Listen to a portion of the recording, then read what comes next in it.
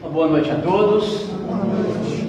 Sejamos bem-vindos para mais um tratamento espiritual, né? Que todos nós necessitamos desse momento. Aproveitando para parabenizar aqui a Mabê, uma data tão especial, né? Vou dar um abraço nela para todos vocês, viu? Que Deus te abençoe. E obrigado pelo presente da musicalidade, essa voz tão abençoada que você nos trouxe, com essas músicas, né? Quanta luz, né, nesse ambiente. Bom, estou feliz agora, mais ainda, meu irmão aceitou meu convite, está aqui comigo. De bom, quando a gente convida alguém, né? Convidei o Washington também, um grande amigo, está aqui. Façam isso, gente. Sempre convida alguém. Vai que dá certo. Vai que aceita, né? Vai que Jesus toca. A gente só é o carteiro para entregar o convite. O trabalho é do Cristo. Bom, eu trago um tema que eu gosto muito de conversar a respeito. Porque é claro, sabemos nós que a atual conjuntura da Terra está muito difícil para todos os reencarnantes. Não está fácil. Mas, graças a Deus, nós temos a doutrina espírita, que consola, que esclarece, que ilumina, que ampara, né? Não dá mais para ficar sem. Beber dessa água se faz algo emergente, né? Por todos nós. Então eu vim falar um pouco sobre reencarnação, sobre a justiça e todos essa reflexão que nós iremos detalhar um pouco, que a doutrina espírita nos assevera acerca da reencarnação. Eu assistia uma entrevista daquele ator que fez o Jesus do The Chosen, né? Vocês lembram dele? Não sei se alguém botou, vocês assistiram a série? Não assistiu não? Então assista na Netflix. Chama The Chosen. São vários capítulos, traz a história de Jesus, arrebanhando seus discípulos. É uma série maravilhosa. E ele fez o papel de Jesus nessa série. E a entrevistadora, entrevistando ele, perguntou para ele o seguinte: se você pudesse agora, tomando um café com Jesus, fazer uma única pergunta a Jesus, o que você perguntaria? Ele fez o papel de Jesus, gente. E ele imediatamente respondeu assim: como eu me saí? Interessante, né? Que pergunta interessante, né? Aquele ator representando Jesus perguntaria a Jesus: como eu me saí? Evidentemente que ele não estava falando da encenação, da parte teatral. Estava remetendo a essa expectativa de todos nós. Como nós sairemos dessa reencarnação? Como? Que legado nós deixaremos? Isso é sério? E é claro que não estamos falando de nada material. Que legado espiritual? Que legado moral nós deixaremos? E aí nós vamos compreendendo a justiça da reencarnação. Porque a maioria dos espíritos que reencarnam trafegam quase toda a sua existência carregando 3 sentimentos, muito difíceis de carregar, inclusive. Primeiro sentimento, a revolta. Revoltado com a existência, né? Se revoltam, não aceitam, se rebelam. Não é assim? Um outro sentimento que carregamos, a reclamação. Como reclamamos? Mas esse corpo, não, eu queria olhos verdes, cabelo liso, uma família melhor, um emprego melhor, uma situação melhor, não queria essa doença. E por fim, o outro sentimento, o vitimismo. Sempre vitimizando. Por que comigo? Por que eu? Por que isso agora? Não é assim? Então nós precisamos entender. E nós viemos aqui para refletir. Porque quando fala de justiça de reencarnação, as possibilidades são inimagináveis. Inimagináveis. Nós estamos vivendo a era da consciência do espírito. Consciência. Joana de Ângeles nos fala que o ser consciente não se culpa, não se justifica, apenas se transforma. Profundo, né? E a gente, muitas das vezes, nos culpamos, imperfeitos que somos, cometemos ainda muitos deslizes, muitos equívocos, e ficamos ali nos culpando, invariavelmente, em cima desses erros, ou justificando também, né? Ah, eu fiz isso porque eu era ignorante, não tinha conhecimento. Mas estamos vivendo agora a era da consciência espiritual. Pode observar você mesmo, se a sua consciência não é diferente. Tanto é que você faz algo aqui, e imediatamente você já sente o reflexo do ato. Não demora mais. Não. Por que eu falei isso? Por que eu fiz isso? Ou por que eu deixei de fazer isso? Esse é o ser consciente. E aí nós vamos entendendo a justiça da reencarnação, que nos dá várias possibilidades. Já reparou, Washington, que nós na existência nós ocupamos várias posições? Ou não pensamos nisso? Você é filho, mas você é irmão. Você é tio, você é avô, você é amigo, você é marido, você é esposa, você é primo, você é tio, você é vizinho, você é profissional, você é trabalhador espírita. Gente, tantas posições são essas que ocupamos? Por quê? Por quê? Porque a questão 132 do Livro dos Espíritos, quando Kardec pergunta aos espíritos qual o objetivo da encarnação, e os espíritos respondem: Deus a impõe com o objetivo de levá-los ao aperfeiçoamento. Foi cantado aqui. Aperfeiçoamento do quê? Vamos resumir isso? Nós vimos que aperfeiçoar o quê? Pensar, pensar, pensar. O amor. Foi cantado aqui. O amor nos levará para as moradas superiores, para encontrar o amor. Foi cantado aqui. Nós reencarnamos para aperfeiçoar o amor. E essa é a maior justiça da reencarnação. Então não é possível que nesse tanto de posição que Deus nos dá na existência, eu não vou amar. Nem que seja como um avô. Que avô é um negócio esquisito, né? Entendeu? Então, a gente precisa, para não ficar só na teoria, a gente precisa chamar agora uma dinâmica que eu chamo de balanço espiritual, que a gente não faz. Balanço espiritual. Você já fez?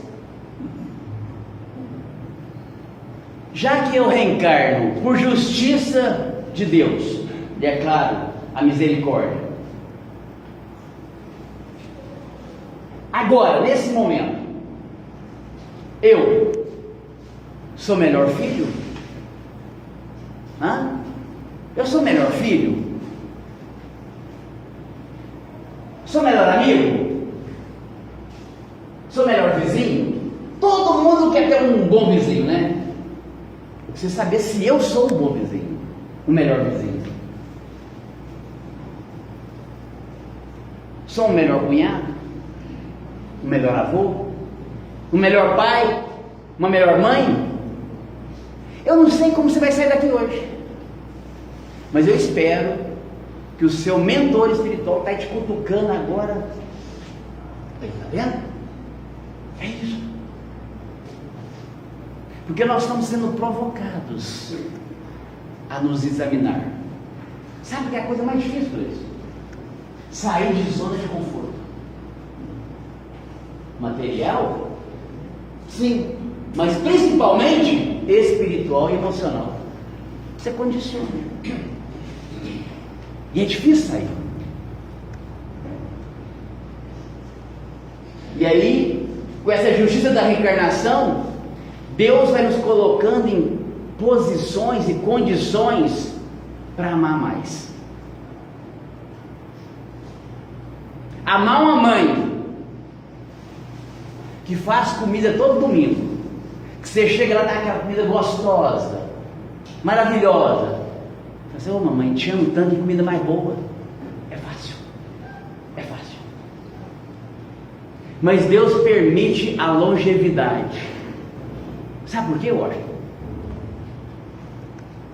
Para colocar à prova seu amor.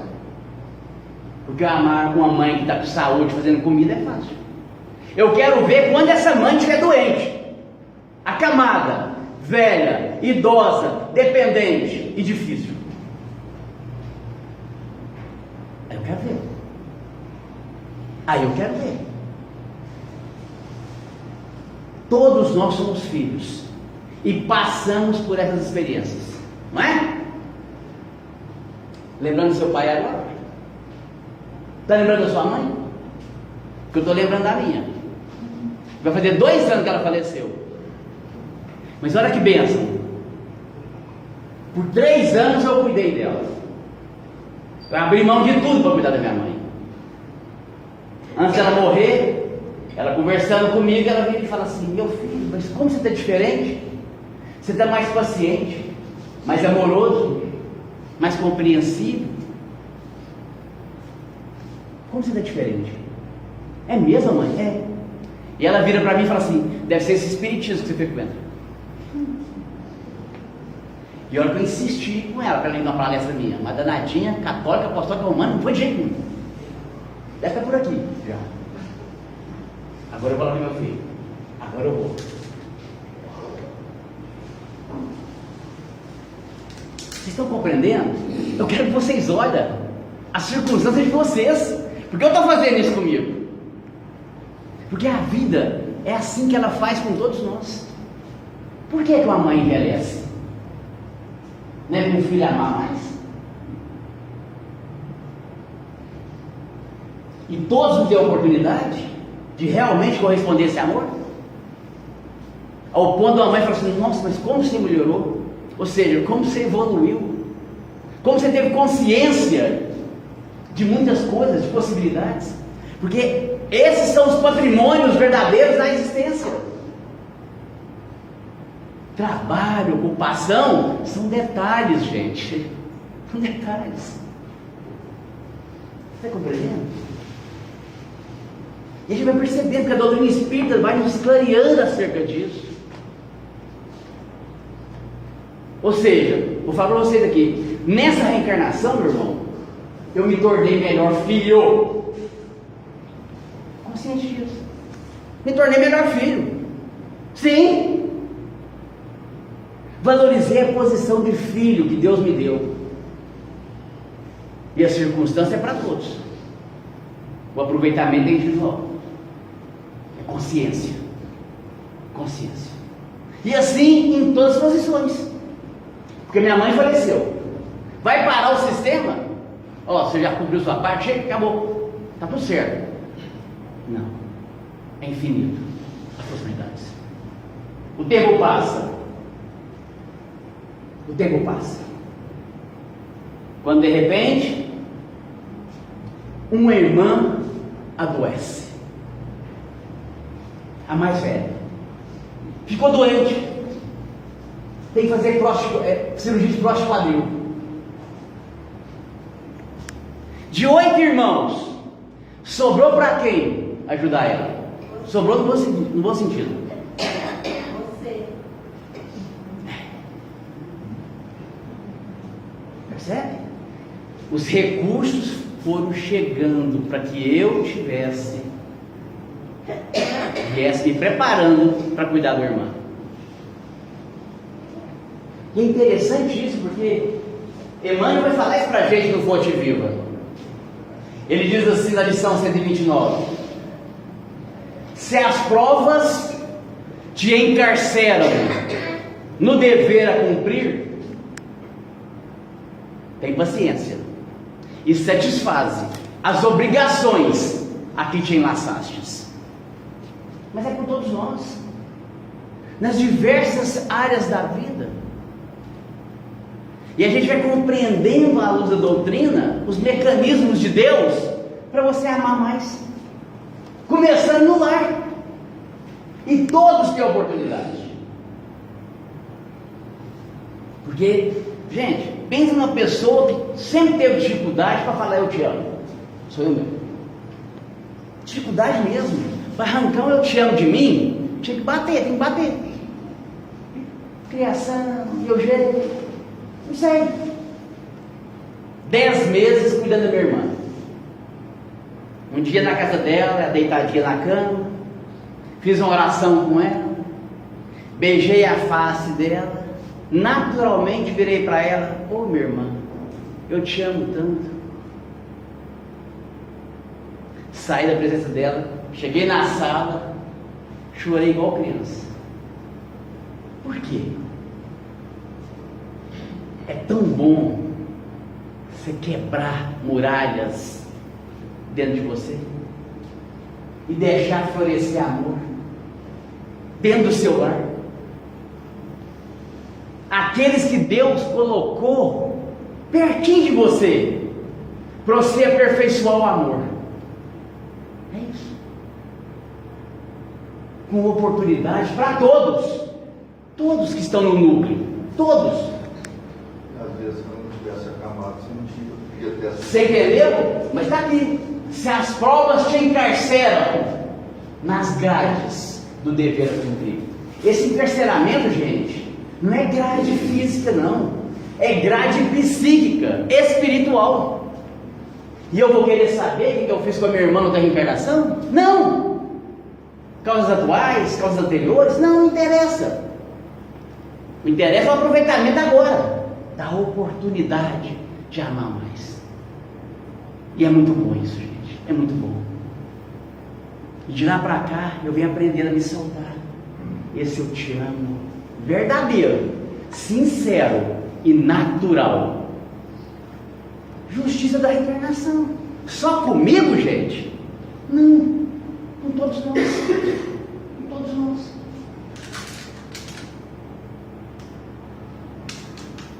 Sabe quem disse isso? De um jeito muito simples e direto? Jesus. Quando ele diz assim: a cada um segundo as vossas obras.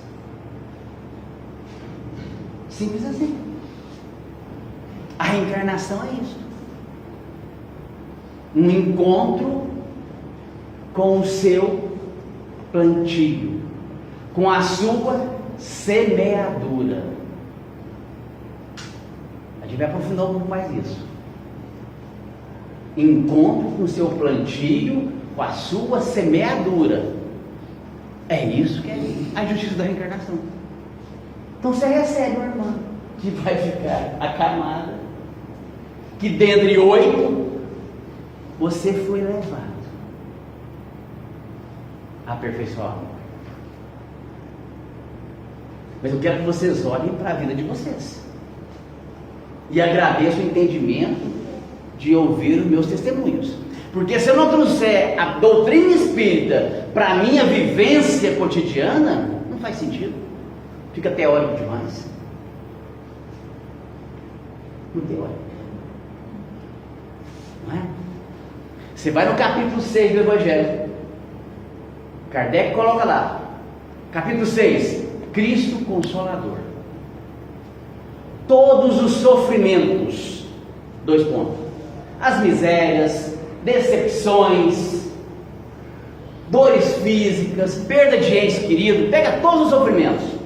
Encontra a sua consolação na fé no futuro e na confiança na justiça de Deus. Por isso que quando você está lá no Cristo Consolador, você lê essa parte, você automaticamente começa a remediar a sua revolta, o seu vitimismo e a sua reclamação, porque você entende que é justiça de Deus na terra. É justiça com todos. E essa é a beleza da existência, essa justiça. a cada um segundo as suas obras. Você quer saber como é que vai ser a sua reencarnação próxima? É fácil. Basta olhar atual. Como você cuidou do seu corpo? Vai refletir na próxima. Como você cuidou das suas relações? A próxima. Como você cuidou das habilidades, dos talentos e os dons que Deus te deu? Leon Denis, na obra O Problema do Ser e do Destino, ele vai falar assim: se a alma abusa dos dons, se as usa para o mal, se por conta dos dons nascem orgulho e vaidade, ser-lhe-á preciso, como expiação, renascer em corpos incapazes de manifestar. Por quanto tempo? 20, 30, 50 reencarnação? É com Deus. Percebe? Então você já sabe. Basta você analisar o que você está semeando hoje, o que você está plantando, você já sabe. Como é que vai ser? Corpos incapazes de manifestar. Não usou um dom para o bem. Essa é a lei de Deus. Vem com sequelas espirituais, morais, físicas, paraplegias, idiotia, esquizofrenia. O que não falta é metodologia divina pedagógica. Não valorizou? Vamos tirar. Você aprender, o seu ego precisa ser abaixado, a sua humildade elevada. É assim. Então você pode fazer o que você quiser na sua reencarnação hoje. Pode fazer. Livre-arbítrio. Mas tem uma lei divina administrando tudo. Enquanto nós ficamos aqui sofrendo, porque as leis humanas são imperfeitas. Imperfeitas. Cadeira elétrica faz justiça? Não, não faz justiça. Aliás, bom a gente analisar sobre isso, porque sai daqui com a compreensão seguinte: tem muita injustiça na Terra, mas é muita. Tem muita. Mas tem injustiçado? Só teve um injustiçado. Vocês lembram dele? Jesus. No mais, não tem injustiçado. Não tem. Então vai ali um criminoso, assassina uma pessoa, tira a vida de alguém. A justiça humana, 12 a 30 anos de reclusão, podendo sair antes. Fez justiça? Não. Aí vem a justiça da reencarnação, que é a lei de Deus. Como é que repara isso? Você tirou a vida, agora você vai dar. Então aquele que você assassinou, você recebe, às vezes no ventre, como seu filho, ou você vem pai, vem avô, para devolver a vida. É assim que funciona. Para nos tranquilizar diante do mundo que parece que está totalmente perdido. Aparentemente, sem controle. Fico vendo, quando Jesus falou assim, nenhuma ovelha se perderá do rebanho do meu pai, eu fico pensando, será que Jesus está preocupado? Porque nós estamos. Por quê? Porque quando a gente olha a lei humana, a gente sabe que muitos sairão ileso. Não é assim, gente? Tem muita gente que está fazendo e acontecendo na terra e vai sair ileso aos olhos dos homens, mas não aos olhos de Deus. Fica tranquilo, porque tem uma justiça da reencarnação e ela chega para todos nós. Por isso você vai no Fonte Viva, olha que lição maravilhosa. Quem se aflige ao ver o triunfo e prosperidade de muitos homens impiedosos e egoístas, no fundo dá mostras de inveja, revolta, ambição e desesperança. Homens impiedosos, egoístas, prosperando, é o que mais tem na terra. E possivelmente vão ficar ilesos da lei humana. Mas sabe o que incomoda a gente e nos gera essa desesperança e às vezes revolta? Porque a gente queria ver a justiça humana sendo feita. Mas tem poderosos, tem pessoas que não vão atingir. Pelo menos nossos olhos. A gente não sabe até desencarnar. Você não sabe até desencarnar. Você não sabe. O que Deus permite? Olha que misericórdia de Deus. Aí você, mas por que Deus permite então essa criatura reencarnar? Está lá no Apocalipse, João falando. Misericórdia de Deus. Dá uma oportunidade para esses seres. Então vem Emmanuel. E ele diz: quem pode dizer que retém as vantagens da terra com o devido merecimento? Está assim de gente, sem merecimento, retendo valores, não sabe usar, abusa, usa para o mal, é o que mais tem na terra. Agora olha aqui, Emmanuel, se observarmos homens e mulheres despojados de qualquer escrúpulo moral, detendo valores transitórios no mundo, tenhamos ao revés pena deles. Você já olhou? Muitos estão encarnados na Terra detendo valores sem merecimento, abusando de poder. Você já olhou com olho de compaixão, de pena? Por quê? Você já imaginou quantas reencarnações para reparar? Para devolver? Para consertar? Não é isso.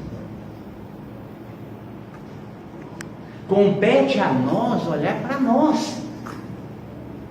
É o que eu tenho feito. Nas posições que nós ocupamos, por exemplo, eu olho para mim. Eu me tornei melhor filho. Sim, minha mãe me deu a oportunidade de ser melhor filho.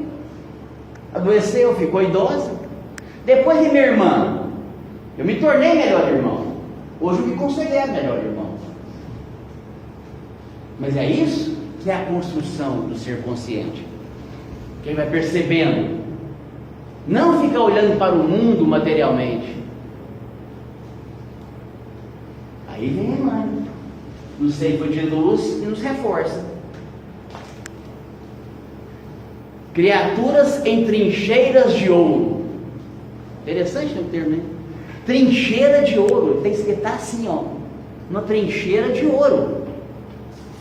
Cavando abismos de insânia e flagelação. Erguendo para si próprias masmorras de pranto que as esperam, inflexíveis, transposto o limite traçado na morte. Não escapa, gente. Não vai escapar de expiações dolorosas. Por isso que Emmanuel também vai nos falar no Fonte Viva: mais vale chorar sob os aguilhões da resistência do que sorrir sob os narcóticos da queda. Muitas das vezes a gente chora intimamente porque queríamos satisfazer certos gozos, vontades, desejos. Mas o ser consciente já sabe da sua responsabilidade naquele caminho que Deus te encaminhou. E para largar gozo, satisfação, prazer, muitas das vezes é necessário um choro espiritual, um choro interno, um choro de se vencer a si mesmo. É o bom combate de Paulo. Para estar, por exemplo, aqui, nessa segunda-feira, não é? Você poderia estar fazendo qualquer outra coisa, mais prazerosa no sentido material. Mas o ser consciente já não sabe mais ficar sem essa sintonia, esse amparo, essa quanta luz nesse ambiente. É isso que ele manda falar. Do que sorrir sobre os narcóticos da queda. Por quê?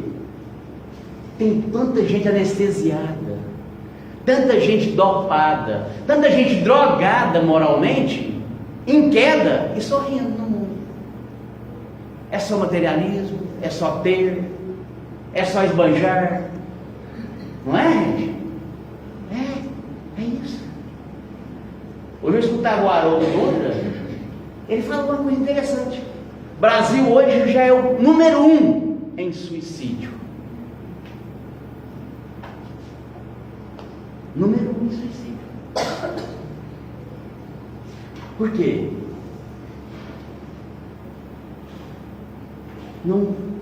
A humanidade, a sociedade brasileira, vou falar daqui, embora seja uma cultura bem religiosa, mas não tem procurado buscar os valores espirituais, muito esporádicos ainda. Vinde a mim todos vós que estáis cansados. Todo mundo quer esse convite de Jesus, né? Cansado e sobrecarregado. Mas lá depois ele está assim: mas aprendei de mim, que sou manso e humilde. Todo mundo quer buscar Jesus, mas aprender dele, poucos. Faz diferença. Então você percebe o que você está fazendo aqui hoje? Quem sabe isso te conforte a quando vier convites como os que chegaram aqui hoje, da juventude de trazer seu filho, ou dela de participar dos trabalhos da casa, desperte algum. Porque eu vou falar por mim. Se eu não tivesse na posição que Jesus me colocou, eu estou há 13 anos, eu já teria ficado louco ou me suicidado. Então esses convites que chegam aqui, gente, é porque conhece o grau de adoecimento que nós nos encontramos e negligenciamos os convites. E é por justiça da reencarnação que Deus vai nos auxiliando a esse processo, porque Deus atua sobre a humanidade através das suas leis. E não é assim: você fez uma coisa ruim, eu vou te punir. Você fez uma coisa boa, eu vou te recompensar. Não é assim. É através das leis. E o que diz os Espíritos? 2 consequências quando você transgride a lei de Deus: a doença ou a morte. A doença ou a morte. É assim que Deus cuida dos seus filhos. Livro Céu e Inferno. Toda imperfeição da alma carrega consigo as suas consequências deploráveis e inevitáveis. Você está preocupado com a imperfeição da humanidade? Cada um está carregando consigo a consequência. Está fazendo, está carregando consigo a consequência. E essa consequência deve ser responsabilizada aquele que ocasionou. É da lei. Por isso que chega desesperado no mundo espiritual. Desce para as trevas, vai para o umbral, para reajustar. O que estamos nós fazendo aqui hoje, se não examinando a aflição? Já pensamos nisso?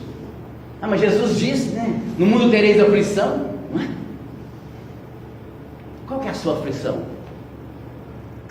É difícil diagnosticar. Qual que é a sua aflição? Religião dos Espíritos, uma obra maravilhosa de Emmanuel. Lição 10. Examina a própria aflição. A gente vem na casa espírita, gente, examinar a aflição. Aí Emmanuel vai catalogar um punhado de aflição que a gente acha e nem imagina que tenha. E E qual a primeira aflição que ele coloca na relação das aflições que nos aflige? Adivinha qual? Vamos ver se tem alguém aqui que escapa. A aflição do egoísmo. Escapou alguém, gente? Percebe? A aflição do egoísmo. Porque a pessoa acha que ela é egoísta e aquilo não está afligindo ela. É uma aflição. É uma aflição. Porque a cada egoísmo, uma oportunidade de ser caridoso. É uma aflição. E Emmanuel começa, a aflição do vício. O vício é uma aflição. E o vício tem vários. Que a gente acha que não é viciado. Vários são os nossos vícios. Eu não uso droga, eu não bebo, eu não fumo. Tem vício não. Tem não. Como é que está a língua? Acabou. Não vou nem falar outros vícios que a gente tem, das nossas ociosidades, zona de conforto. É vício. Está te paralisando, você acha que não é vício. Ixi, aproveita agora o ambiente espiritual, vai analisando os vícios. Quer mais aflição? Da inveja. Eu tenho inveja branca, né? Olha que coisa mais... Não pode ver uma postagem no Instagram, até arrepia. Inveja. Quer outra? A aflição da preguiça. Quer outra? Da intolerância.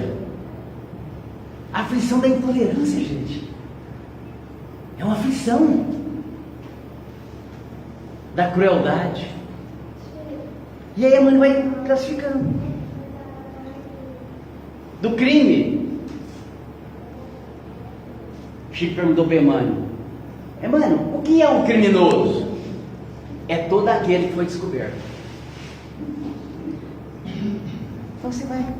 Emmanuel vai catalogando as aflições, dá uma página assim, gente. Mas eu vou voltar lá do vício.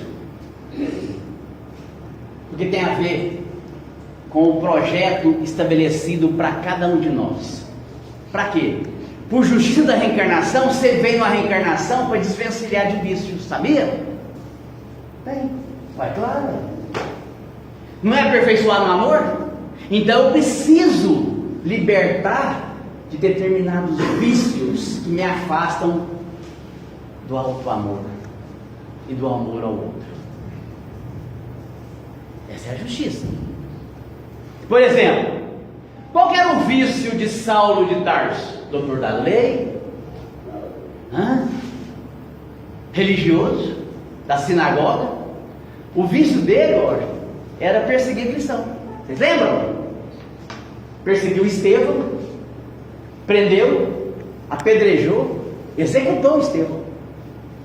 Depois atrás de Ananias, para fazer a mesma coisa. Então o vício de Saulo era perseguir cristãos. Veio Jesus e o que aconteceu? Cortou o vício dele. E a gente acha que é só com Saulo. Que os mecanismos da espiritualidade, da providência, é só com os escolhidos. Todos nós. Qual que era o vício de Maria de Magdala? Vocês lembram? Vocês estão tímidos, né? O vício de Maria de Magdala era a prostituição. Prostituta. Prostituição. A vida inteira. Veio Jesus e o que aconteceu? Acabou. Acabou com o vício dela. Não é? Que os vícios difíceis. E do Alexandre? Qual é um vício que eu vim desvencilhar nessa vida? Terei eu coragem de contar para vocês? Antes de conhecer o Espiritismo, olha como é que é a bênção de Jesus na vida da gente. E olha como a gente tem que estar apto a entender os sinais para você direcionar sua vida para o bem. E é para todos nós, meu irmão. Para todos nós. Para todos nós. Porque antes, tem 13 anos que eu faço palestras espíritas. 13 anos. Mas antes eu tinha um vício muito difícil, Roger. Eu ficava 3, 4 horas na frente de um computador, triplicando pornografia na internet. Você não tem vergonha de falar isso não, Alexandre? Eu não. Jesus via, os amigos espirituais sabiam, os obsessores sabiam, só os encarnados, os que triplicavam comigo, sabiam, mas esconder por quê? Porque a beleza da vida é quando você liberta daquilo que te aprisiona. E eu libertei desse vício. Acabou. E olha que os obsessores encarnados e desencarnados fizeram um trabalho difícil para eu largar. Mas Jesus estava comigo. Ele cortou assim, ó. Para valer. Aí quando você para e percebe justiça da reencarnação, eu me tornei melhor filho, melhor irmão, desvencilhei de um vício. E vocês não estão analisando isso? Esses são os valores, são os bens. Para melhor. E não para, não cessa. Quando você pega o Evangelho, você vai lá no capítulo 5, o primeiro item no capítulo 5 chama Justiça das Aflições. Aí eu fiquei pensando, mas justiça das aflições, meu irmão? Aflição tem justiça? Aí eu pensei no Chico Xavier. Eu acho que Deus não foi injusto com o Chico. Deus foi injusto com o Chico Xavier. Vocês concordam? Mas para que vir tão pobre? Para que vir tão pobre? Para que vir tão doente? Parece injusto.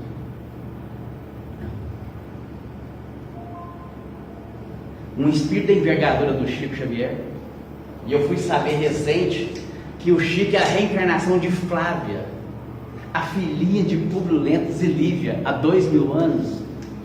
Você percebe? Aquela leprosa que Jesus curou à sua época, a filha de Públio Lentz. Olha só, de perfeição da justiça da reencarnação, que dá a cada um segundo as suas obras. Olha o exemplo que o Chico é. Com tão pouco, fez tanto. E às vezes nós, com tanto, fazemos tão tanto. Aí eu fiquei pensando, né? Aquele Longinos que finca uma lança no coração de Jesus, não era para ter uma reencarnação para ser fincado uma lança nele também? Não. Passa 1500 anos, Jesus chama ele.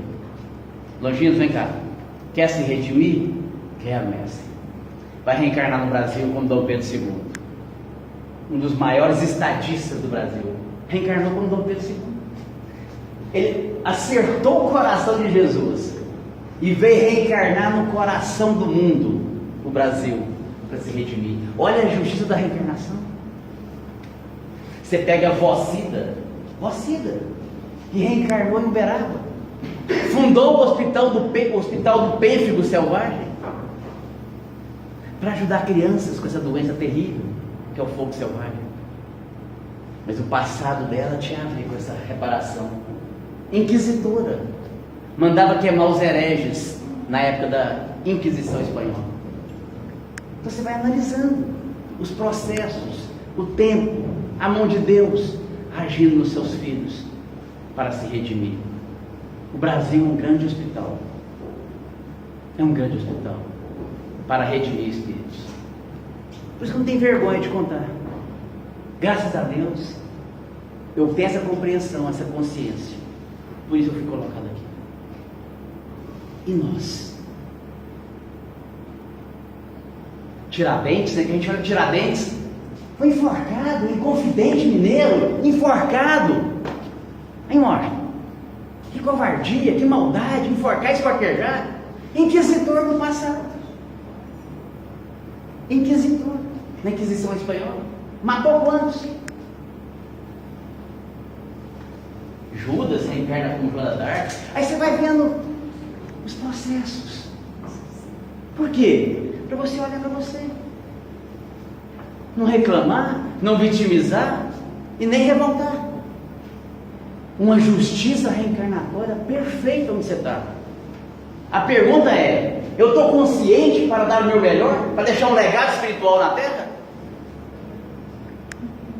Porque tudo foi preparado para isso. Para você dar seu melhor. Porque eu olho para mim, eu sempre tive facilidade com a fala. Eu devia ter enganado muita gente. Ludibriado, traído, complicado relações. Aí eu pensava assim: por que nessa reencarnação eu não vim mudo? Pronto. Vou reparar agora mudo. Não. Você vai continuar falando do mesmo jeito. Só que agora vamos direcionar sua fala para o bem. Você vai divulgar o Evangelho. Percebe? Então, me tornei melhor filho, melhor irmão, desvencilhei do vício e uso a fala para o bem. Você vai ficar olhando para mim ou para você? Esse é o ponto. E é por isso que Kardec só faz uma pergunta no Livro dos Espíritos. Questão 171. Em que consiste o dogma? O dogma no sentido de verdade irrefutável. Em que consiste o dogma da reencarnação? Na justiça de Deus e na sua revelação. Olha só. A reencarnação é a justiça de Deus se revelando em cada um de nós. E nós fomos trazidos aqui para examinar a nós mesmos, nossas aflições. Deus falando com a gente e mostrando as possibilidades infinitas de aproveitamento dessa existência. O que eu estou aproveitando de fato? O que eu estou fazendo diferente? O que eu vou deixar? Esse é o ponto. E os Espíritos falam: não cansamos de vos dizer, um bom pai sempre deixa uma porta aberta ao arrependimento dos seus filhos. Eu tenho uma notícia talvez não muito agradável para vocês hoje. Todo mundo que está aqui vai desencarnar. Todo mundo. Mas para analisar essa questão do Livro dos Espíritos, é preciso fazer uma pergunta aqui agora. Se eu desencarnar hoje, eu desencarno sem arrependimento? Não nada. Eu desencarno sem arrependimento? Por isso um bom pai deixa uma porta aberta aos seus filhos ao arrependimento. Justiça da reencarnação. Uma dádiva, uma bênção, uma nova experiência, uma nova história a trabalhar e aperfeiçoar o amor. Muito obrigado a todos, que Jesus os abençoe.